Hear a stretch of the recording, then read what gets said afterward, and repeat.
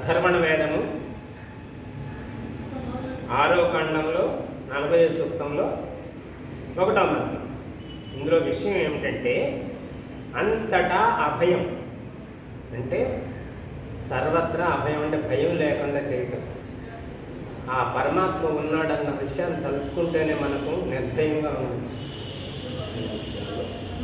అదేంటో చూద్దాం ఇందు మంత్రంలో.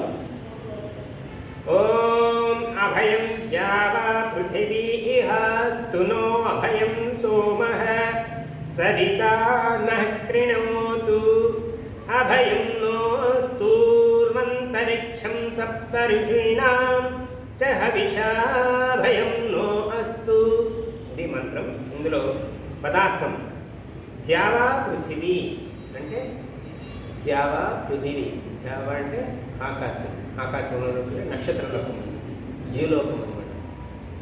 ప్రకాశం ఇచ్చే ఉన్న పదార్థం లోకం ద్యావా. పృథివీ ఈ భూమి, ఈ రెండు కూడా ఇహ ఇచ్చట అంటే ఈ లోకంలో, నహ మనకు, అభయం అస్తు భయరహితమగుగాక. ఈ భూమి, ఈ ఆకాశము, ఈ నక్షత్రాలు వీటి వలన ఇక్కడ నివసించే మానవులకు భయం కలగకూడదు, అంటే విపరీతాలు ఉత్పాతాలు జరగకూడదు అని పరమాత్మను ప్రార్థిస్తున్నాం. రోజు ఉల్కలు పడుతుంటాయి, రోజు ఆకాశం నుంచి ఉల్కలు రాలుతూ ఉంటాయి.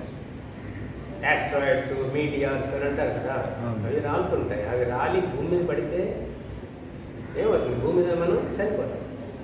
వాటి వల్ల భయం ఉండకూడదు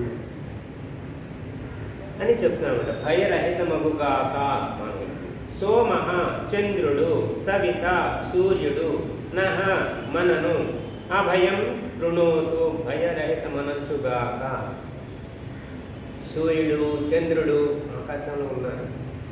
భూమి చుట్టూ చంద్రుడు తిరుగుతున్నాడు. ఆ చంద్రుడు తన గతిని మార్చుకొని దూరం మారిపోయి భూగోళంలో గుద్దుకుంటే ఏమైపోతాం మనం? ఇక్కడ జీవరాశి సురక్షితంగా ఆ వేగాల్ని పరమాత్మ ఉంచాడు కాబట్టి భూమి చుట్టూ మన భూమి మీద వాళ్ళకి ప్రమాదం లేకుండా ప్రమాదరహితంగా తిరుగుతున్నాడు చంద్రుడు. ఆకాశంలో సూర్యుడు, అగ్ని. సూర్యుడి నుంచి భూమికి ఉండవలసినటువంటి దూరం 9 లక్షల కోట్ల దూరం ఉంటుంది. అంత దూరం ఉన్నాడు కాబట్టి ఆయన కాంతి ఇస్తున్నాడు, వేడిని ఇస్తున్నాడు. దగ్గరైపోతే భూమికి భూగోళమే కరిగిపోతాయి అగ్నిలో, ఇంకా భూమి మీద నన్ను అనుభవిస్తాయి. కాబట్టి ఆ సురక్షితమైనటువంటి దూరాలు ఏవైతే ఉన్నాయో వాటిని నియమించి ఆ నియామకంలో ఉంచి వాటిని అలా మనకు సురక్షితంగా వస్తున్నాడు, వాటిని రక్షిస్తున్నాడు, ప్రమాదరహితం చేస్తున్నాడు. అది చంద్రుడు సూర్యుడి నుంచి మనకు రక్షితంగా మనం ఉండాలి.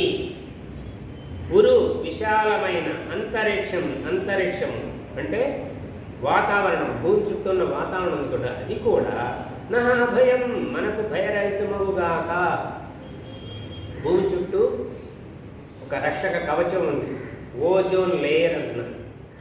సైంటిస్టులు అంటారు ఓజోన్ లేయర్ కన్నం పడిపోయింది, అందులోకి సూర్యకిరణాలు డైరెక్ట్గా వచ్చేస్తున్నాయి, అల్ట్రావైలెట్ రేస్ వస్తున్నాయి, దానివల్ల స్కిన్ క్యాన్సర్ వస్తుంది, చర్మవ్యాధులు వస్తున్నాయని చెప్తున్నారు.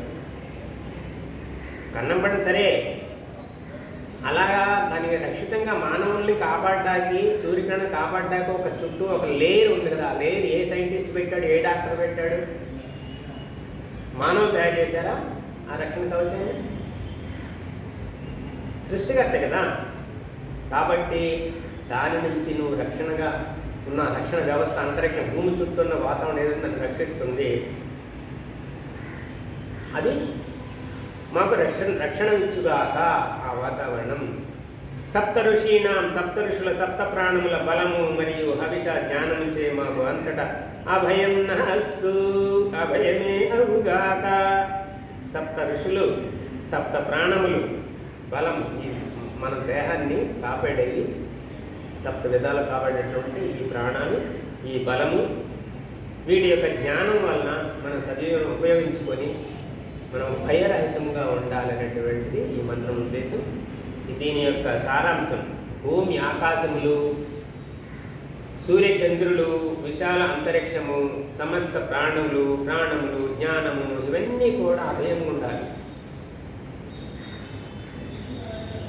భయరహితులుగా చెయ్యాలి. అంతటా మనము అభయులుగా ఉందుదుముగాక. భయమే అజ్ఞానం, అజ్ఞానమే భయం, జ్ఞానమే నిర్భయం.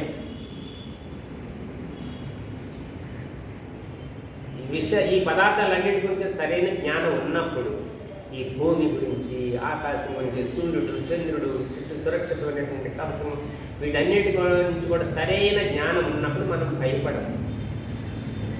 కాబట్టి ఆ జ్ఞానం కూడా భద్రమైంది, భయరహితమైంది ఉండాలి. మానవులకు భయం లేకుండా చేసే జ్ఞానం ఉండాలి, భయపెట్టే జ్ఞానం ఉండకూడదు. కాబట్టి విద్వాంసులు కూడా చెప్పే జ్ఞానం వల్ల మానవులు భయరహితులై, సురక్షితులై శాంతిగా భూమి మీద జీవించాలి. అందుకోసం భద్రమైన జ్ఞానం ఉండాలి. అది పరమాత్మ యొక్క వేదవాణి మాత్రమే, ఆ వేదంలో మాత్రమే సురక్షితమైన జ్ఞానం ఉన్నది. ఓ